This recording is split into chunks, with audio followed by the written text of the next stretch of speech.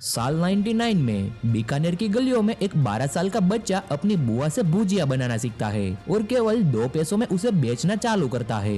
वो इस बात से बिल्कुल अनजान था कि यह भुजिया एक दिन हजारों करोड़ों के बिजनेस एम्पायर की नींव बनेगी और पूरी दुनिया में बिकने वाले लाखों भुजिया पैकेट्स में उसका नाम हल्दीराम होगा। यह कहानी है इंडिया के सबसे बड़े स्नैकिंग ब्रांड हल्दीराम की। हल्दीराम का जन्म 1980 में बीकानेर में एक गरीब परिवार में हुआ था। उनके ग्रैंडफादर भुजिया बाजार में अपनी छोटी सी शॉप में भुजिया बेचते थे और बचपन से ही हल्दीराम को भुजिया में बहुत इंटरेस्ट था। इसीलिए सिर्फ 12 साल की उम्र में उन्होंने हर दिन घंटों मेहनत करके भुजिया मेकिंग प्रोसेस की मास्टरी कर ली और बहुत ही जल्द अपने ग्रैंडफादर की शॉप में रेगुलरली बैठने लगे। लेकिन वह अपने ग्रैंडफादर की तरह भुजिया में से कुछ पैसे कमाकर सेटिस्फाइड नहीं थे। वो अपने बिजनेस को बढ़ाना चाहते थे। हल्दीराम जो भुजिया बेच रहे थे वो बेसन से बनती थी, लेकिन उन्होंने देखा कि राजस्थान के लोगों को मोठ की दाल बहुत पसंद है।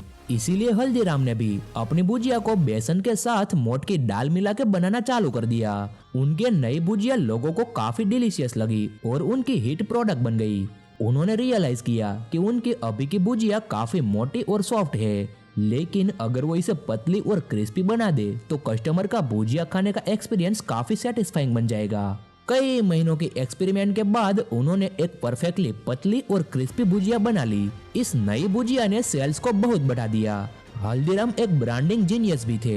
हल्दीराम को पता था कि महाराजा दंग सिंह बीकानेर के सबसे पॉपुलर महाराजा रहे थे और लोग उन्हें बहुत ही रिस्पेक्ट करते थे। इसीलिए हल्दीराम ने अपनी भुजिया का नाम महाराजा दंग सिंह के नाम पे दंग सेव रख दिया। इस नई ब्रांडिंग के साथ उन्होंने प्राइस भी बढ़ा दिए और कस्टमर ने उस प्राइस को खुशी खुशी एक्सेप्ट भी कर लिया। अगले कुछ सालों में हल्दीराम ने अपने 2 भाइयों के साथ मिलकर बिजनेस को अच्छा खासा बड़ा कर लिया था। लेकिन 1944 में उनकी लाइफ में एक बहुत ही बड़ा ट्विस्ट आया। घर की लेडीज के बीच में रिलेशन बिगड़ने लगे और फाइनली हल्दीराम को घर छोड़कर अलग होना पड़ा।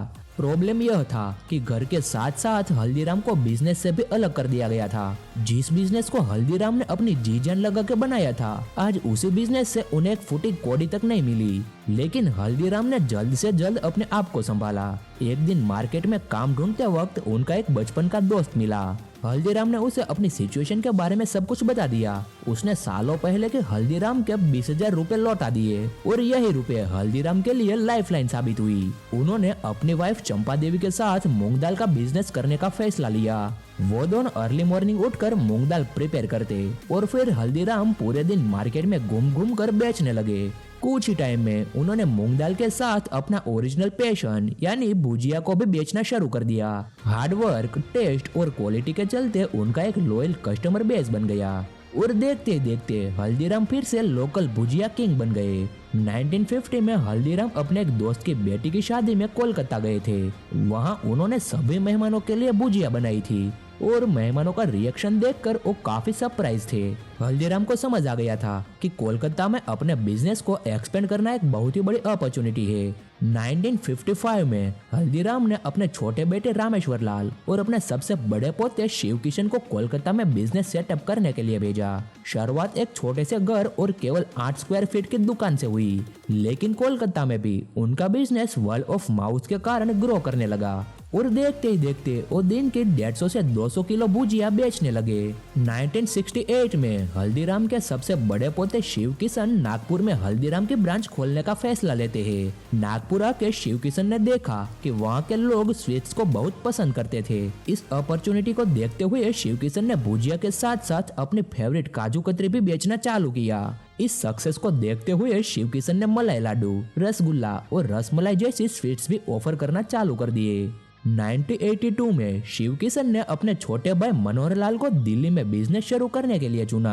1983 में बिजनेस स्टार्ट कर दिया, लेकिन 1984 के भयानक एंटी सिख राइट्स ने उनके वर्कशॉप और घर को जला दिया।